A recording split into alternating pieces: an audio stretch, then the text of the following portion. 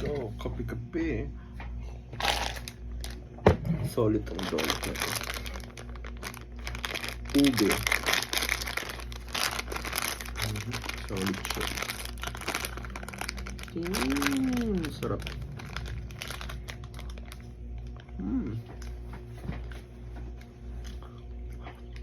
So, alam niyo ba?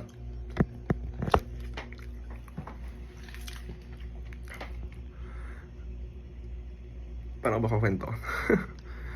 So, kinento ni TM na nanliligaw sa kanya si Del. Putay na.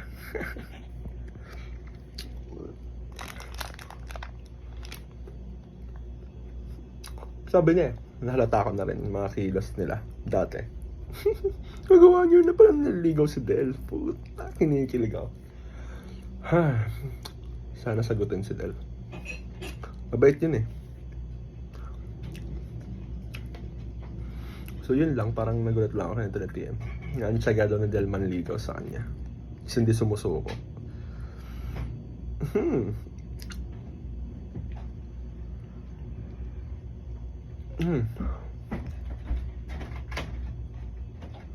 Anyways, good luck Del.